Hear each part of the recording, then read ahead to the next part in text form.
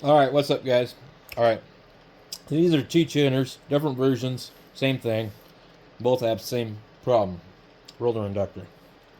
So, I'm going to open up this one here for you guys really quick. Um, we might be doing some part swapping, so um, this one here, I think I got it for $40 or $80. And the guy was so embarrassed that he had his son sell it to me. He wouldn't come outside with it. He lived at HOA, had a G5 RV laying on the roof of his roof. Laying on his roof, I'm sorry. And the G5 RV already kind of does weird things on RF, right? Because the feed line radiates. So if you don't have enough coax on a G5 RV, they don't work right. I think like they want you to use like somewhere around 70 feet or more of coax, which is a lot. You think about 70 feet of coax, I don't know how much signal you're losing through that, but if you don't need that much length to get to the antenna, it's a waste. But most likely he wasn't using that much because it was laying on his roof. But he took it apart and he took a piece of a circuit board and wrapped it with electric tape, and he propped it underneath the roller inductor because they're really problematic. And they're not made very well. MFJ, I'm grateful that they're around, but they do some things that I would rather they just didn't do and just charge some more money to make a quality product. So these inductors absolutely suck, and they move around. They arc out on the bottom. They burn up these things. There was another one of these in here. I had to remove it. It was burnt. And once they get burnt and they get carbon on them, they start to conduct. And what I do with them is I zip tie them like you see there. And I have this 2-part epoxy that doesn't conduct. And I use that. So, let's get in a little closer here and let you guys have a better look. And let me get my screws in the tray here so I don't lose them. Okay. So, this particular one had given me all kinds of problems also. What I finally did was I removed the roller inductor and I spray painted the inside of the case with clear spray paint, because what it was doing was the bottom of the coil sits kind of close to the bottom of the aluminum. And so down here, and this is the problem I'm having on the one underneath it too. These things don't really like loop antennas. And I don't know what type of balun that is. Let me get this over here.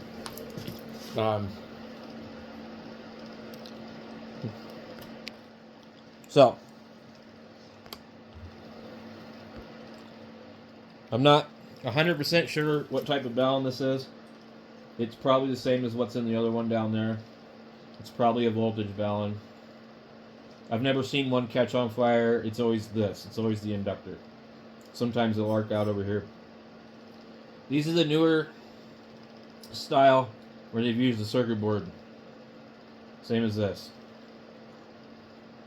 These all use their self-resonance killer circuit.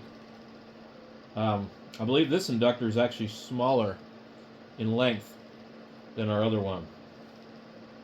But what I'm considering doing, since I don't have the stuff to roll up my own balun, I just take everything out of here. This tuner, let me see here, I've rebuilt this board a couple of times.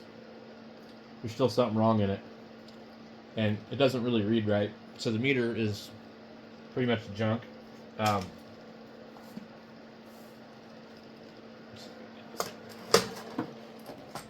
Okay. You see this here? It's a melt mark. When I got this in 2015, that's what it looked like. But when I opened it up, there was like a big arc mark. And it had gotten hot right there. And I'm not sure if it was on this end or this end, but something got really hot and it was arcing out. Yeah. We can see our two tuners, and the inductors are similar, but they're different. The other one did have a piece in the middle. Should get my tape measure out here real quick. 5.5.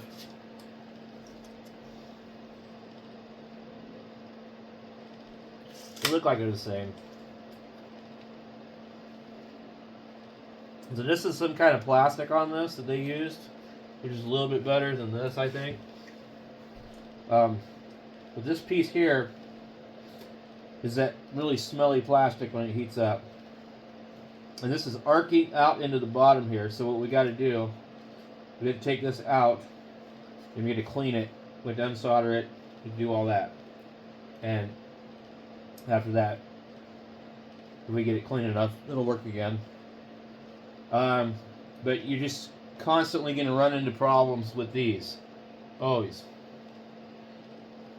And they move my heater. The switches, they have a little bit of bleed over. The contacts are kind of close. Oh yeah, this one here, there was a bunch of carbon on the back here. Yeah, that's where it was heating up, right back here. I remember now. So I had to clean a bunch of carbon back here. I think this one popped the diodes also. The guy I got it from, I think, replaced them. And I've also seen these resistors here go pop. Another thing I did on this one was I ran the wires here to the bottom of here instead of onto this little tab that's pressed in. These ones are a little bit different. This is the circuit board. They have like this piece across the back here. These are ceramic, I think. Yeah. There's really only a small piece of ceramic in here. And then the rest is aluminum. I wish they would have made those ones like that. Otherwise, they're pretty similar. They moved the dummy load. Now these dummy loads say 115, 1500. I don't know what they're rated at, but if I remember correctly, they're not rated at 1500. Not even for a second. I have accidentally put a bunch of power through them, and I've seen smoke come off of them, and they still work. But I think both of them are not really that close to 50 ohms anymore. These are exactly what they put in the Cantenas, MFJ, and they're just submerged in oil. So, anyway, we're going to have to pull this thing apart here. And I've pretty much got it ready to go. So, the first thing we got to do is unscrew all the stuff in the back.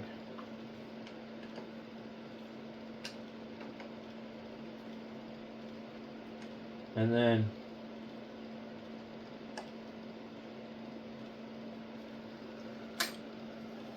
these ones are actually a little bit nicer to deal with because they don't have floating bolts. Also, I need to get the Allen wrench to remove that.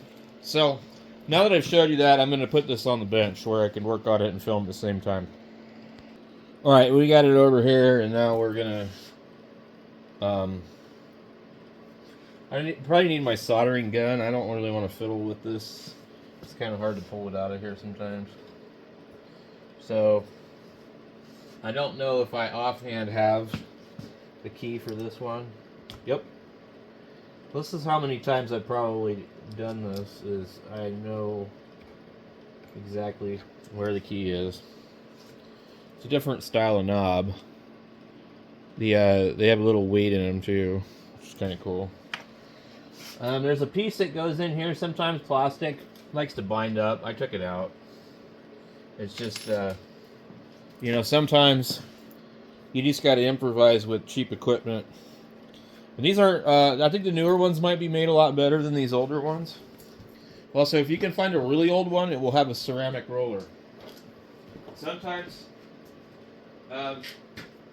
they will have a single meter, meaning not cross needle.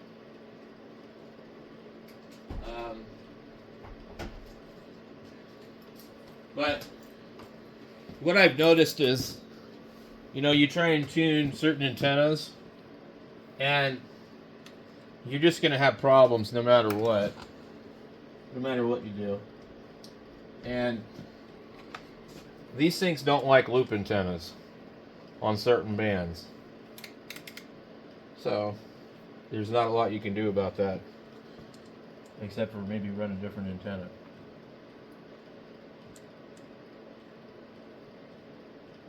But this thing smells to high hell. Let's see which one comes out the easiest.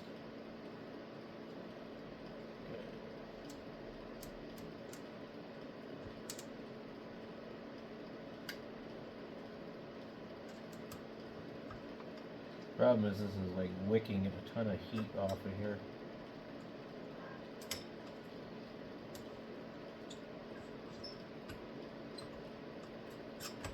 There we go. We want to make sure we get them little balls of solder out of here later on, because I don't want to ignite them. So the rubber band part's already broken. We don't have to worry about that. So basically, it's just a coil that shorts to the case, and it's not real complicated.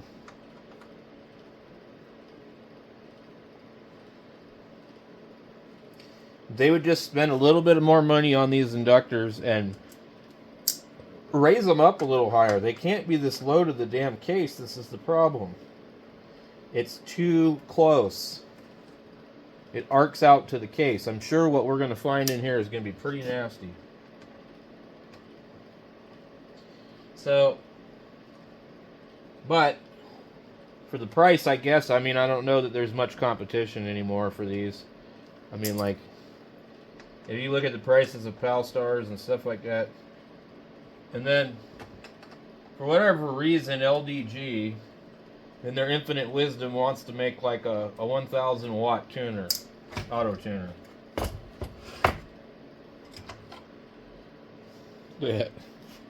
Nasty. Dollar store rubber bands. So, this is what it does. See that right there? They start to conduct.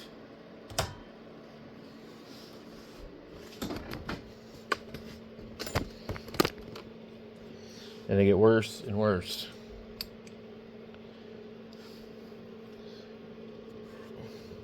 This is all dust and debris from the roller inductor.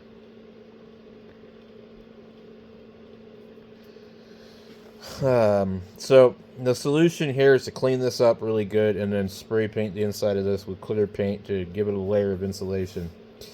You really cannot raise this up high enough to solve the problem.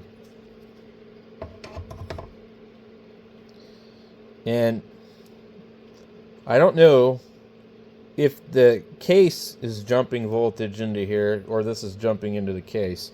But I think it's the case coming up because I think I'm not seeing any heat damage on the coil here. Let me back out of this. Okay, so I'm not really seeing it. So basically what we would do with this though is we would really get it clean. And once this stuff starts to do this, you're just kind of screwed, because it conducts and you got to remove all of it. And if it's bad enough, you can't, you'll destroy the form. So this is one of the worst ideas for a roller inductor that was ever invented. And they did it to save money, but there's tons and tons of YouTube videos of problems with these tuners. And I would say that MFJ has probably hurt their reputation more so with this kind of stuff than anything else. This is how they've earned the name Mighty Fine Junk. There's a million videos of guys saying this thing's ready to catch fire. And it's not always MFJ's fault. A lot of times it's stupid hams that don't know anything. But it doesn't matter. You build a product that an idiot can ruin, or is too complicated, and you're going to end up paying the price from that, because there's lots of guys that just don't have the time to read the manual, don't want to read the manual, don't understand how things work, and they're going to use it. It's not going to work right, and they're going to blame it on the device, not their actions. See this? Crooked. And that's because this thing heats up and distorts the frame. And it's plastic. It's that smelly, nasty plastic. So what I originally did on this one was I put this stuff on here, and it holds the coil. The coil is absolutely rigid now. I had a little bit of problems with it where there was too much on it. And in some places you can see it's not being held on there anymore. But this is the problem with these tuners. And you can see a previous person heated this so bad the silver plating came off. I don't even know if it's silver, but anyway, that's the spot where normally would be that spot.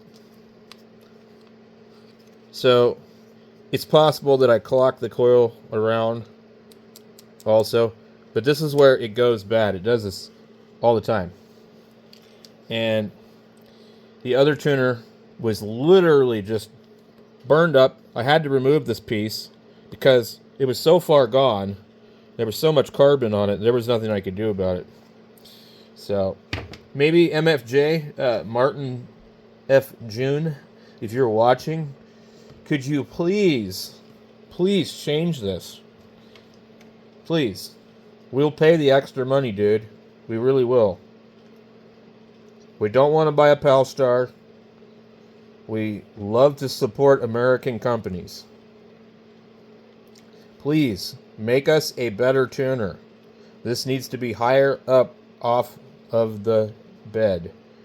This way, there's a better chance that when somebody hooks up something that shouldn't be hooked up to it, that it doesn't do this. The other thing is, a T-Match is probably the most dangerous tuner that there is, because it tunes up anything. That's where they say it'll even tune a gutter. So if you get the other one, or an L-Match, it won't. It will only tune something that's reasonable. This will tune something that's unreasonable, and you will burn it up. The other type of tuner just will not tune it. This tuner will tune something, and it will look like it's tuned, but it's false. And what ends up happening, as soon as the power increases, now you got problems. So I don't recommend these tuners to anybody anymore. You'd be better off to get the other one that has just the inductor and one capacitor. Okay, this is too complicated. It has too many issues. It's too unreliable. So, solution for a reliable tuner like this is to get a different inductor. Raise it up. And you can only go so far because this case is kind of small. The other thing I was going to show you guys, I don't know if it's hooked up to coax, is, come on over here. This is a Heath kit, and it's a little bit similar, but the design is better, but not perfect. Now, let me get this off of the mount. So, this one here will exhibit similar problems if things are too close. This is plexiglass, and this is a plexiglass form, and the wire is wound on that, and this thing turns, and the roller runs down the side.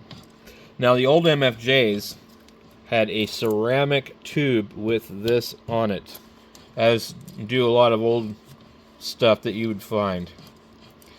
And everything is ceramic. And these pieces on the end would be metal, and they would be insulated.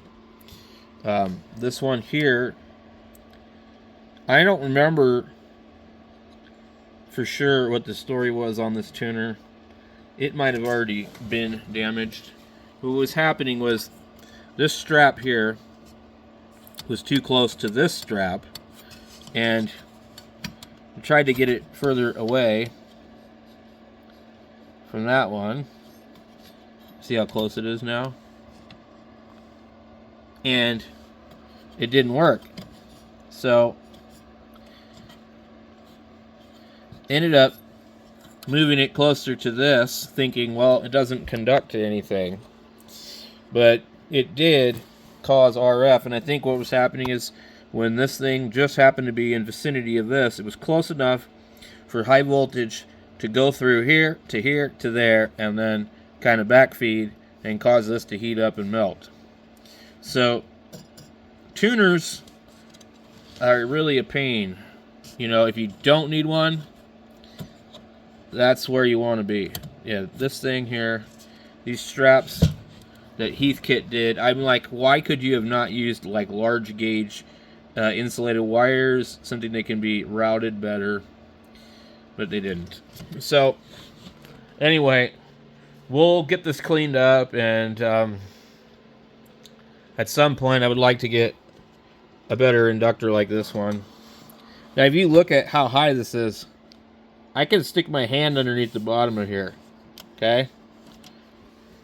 You need to be up high off of the damn thing. You can't be, you know, this close to it. So that's the problem there.